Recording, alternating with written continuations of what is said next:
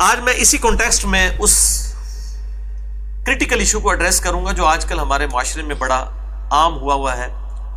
Dice کے اعتبار سے، یہ لوڈو کے اعتبار سے، اور کیرم بورڈ، تاش، شطرنج، یہ جو انڈور گیمیں ہماری یعنی ایک سمجھ لیں کلچر کے اندر موجود ہیں، اور اب تو اینڈرائڈ ایپس بھی آ چکی ہیں ان کی، آج کل تو لوگ اسمارٹ فون کے اوپر ہی گیمیں کھیلتے ہیں، تو ان کے حوالے سے ایکسٹریم رویے پائے جاتے ہیں ہمارے علماء کے ہاں بھی اور جو لبرلز ہیں ان کے ہاں بھی، دونوں ایکسٹریمز کے اوپر ہیں۔ تو میں چاہ رہا ہوں تھوڑی سی گفتگو اس حوالے سے کر دوں، کیونکہ اکثر لوگ اس حوالے سے پوچھتے بھی رہتے ہیں، لہذا انصاف کا تقاضا ہے کہ یہ لہو الحدیث کے کانٹیکسٹ میں ہم ان چیزوں کو بھی ڈسکس کریں۔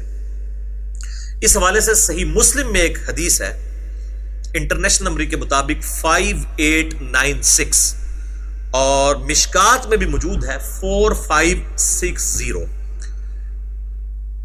یہ جو میں نے نمبر بتایا مسلم کا، یہ 5896 انٹرنیشنل نمبر ہے۔ اگر وہ فواد عبد الباقی والی ترکیب میں دیکھا جائے تو اس کا نمبر ہے 2260-10۔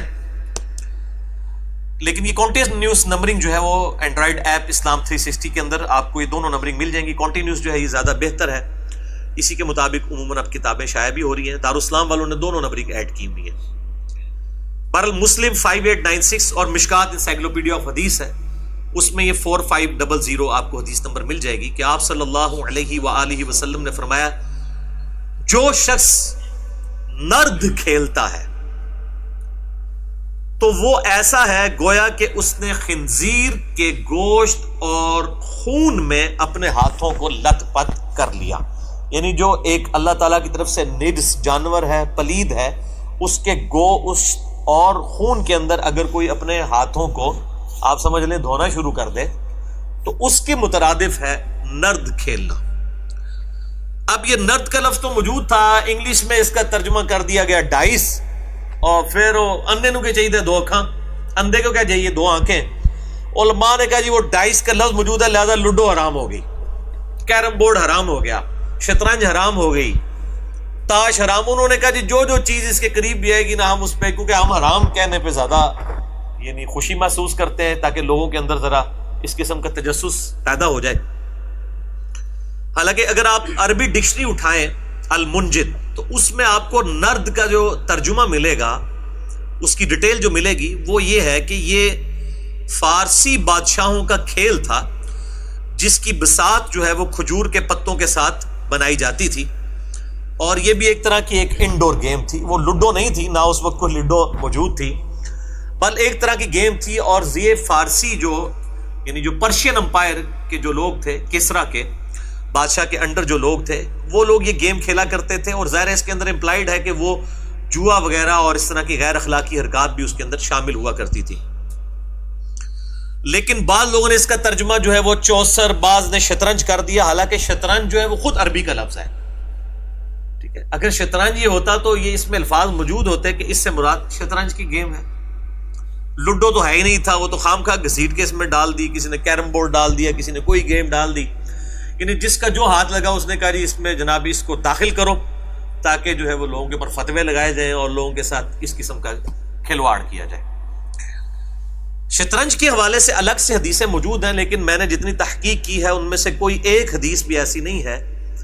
جو اصول محدثین کے اوپر صحت کے درجے تک پہنچتی ہو کہ شطرنج کو فی نفس ہی گیم کے طور پر کنڈیم کیا گیا ہو۔ باقی رہا کہ جی وہ اس کی جو استعمال ہوتی ہیں گاٹیاں وغیرہ،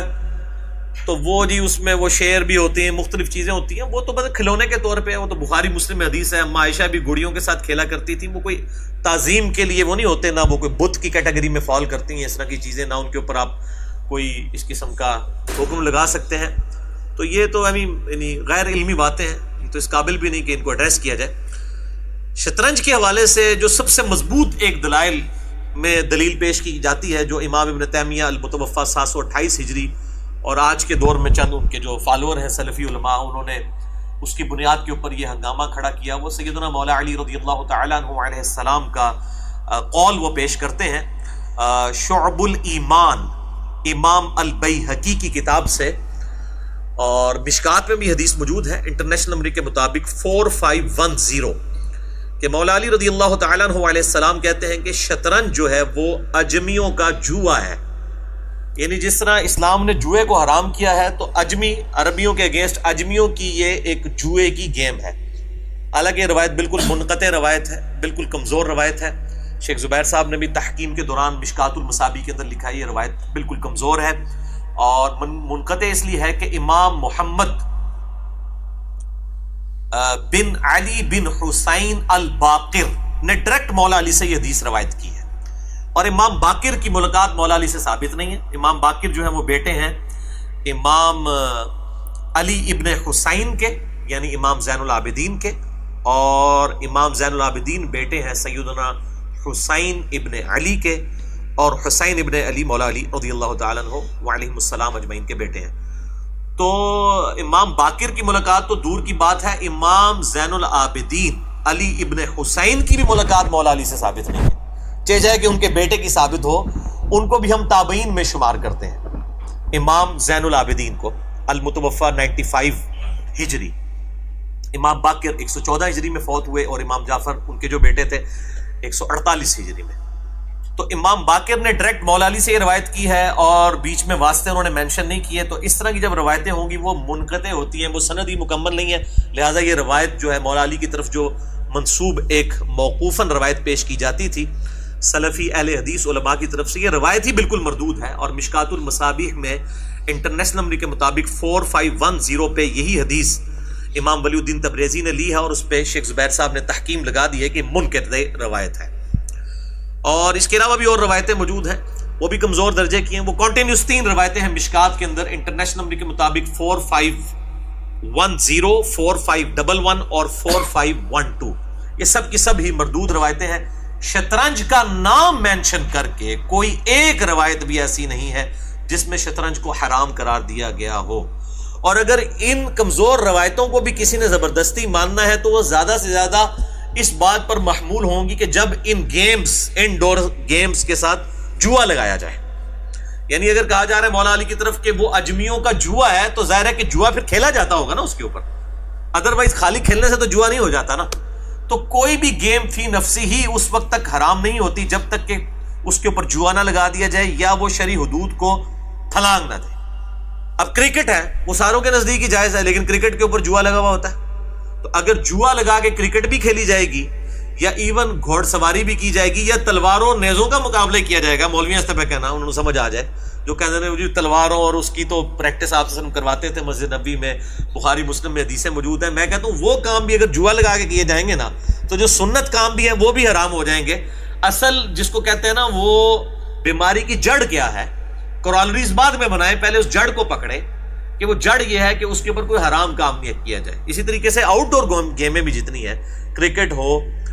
یا اسی طریقے سے بیڈمنٹن ہو اور باقی گیمیں, ان کے اوپر بھی اگر جوا لگایا جائے گا تو حرام ہوں گی. یا پھر جیسے فٹ بال ہے اور بسا اوقات بیڈمنٹن بھی اور ہاکی وغیرہ, جس میں لباس مرد ایسا پہنتے ہیں کہ جس میں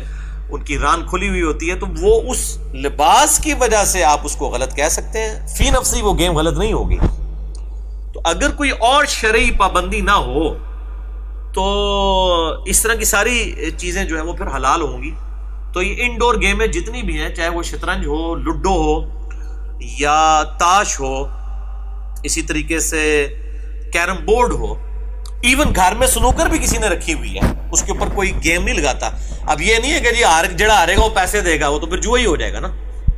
ٹھیک ہے, ہاں یہ ہے کہ اگر کھیلنے کا شوق ہے تو جو دونوں کھیل رہے ہیں وہ آدھے آدھے پیسے کر کے دے دے, تو جوا نہیں ہوگا. یا کوئی تیسرا بندہ دے دے کہ یار 2 غریب نے کھوا دے کہ انہوں نے کھلا دو, اس طریقے سے حلال ہو سکتا ہے. لیکن یہاں پہ تو لڈو کے اوپر بھی لوگ جوا لگا رہے ہیں. یعنی ہمارے جیلم شہر کے اندر میں نے کئی جگہوں پہ دیکھا, اتنے خوشو خضو سے لوگ بیٹھ کے کھیل رہے ہوتے ہیں لڈو. ظاہر ہے وہ تو مطلب بغیر شوق کے تو نہیں کھیل رہے ہوتے, یقیناً کوئی مطلب اس کے اوپر پیسہ وغیرہ لگا ہوتا ہے, ان کی کوئی, یعنی آپ سمجھ لیں انٹرسٹ کا کوئی نہ کوئی معاملہ موجود ہوتا ہے. تو اس طرح کی پھر حلال گیمیں بھی حرام ہو جائیں گی.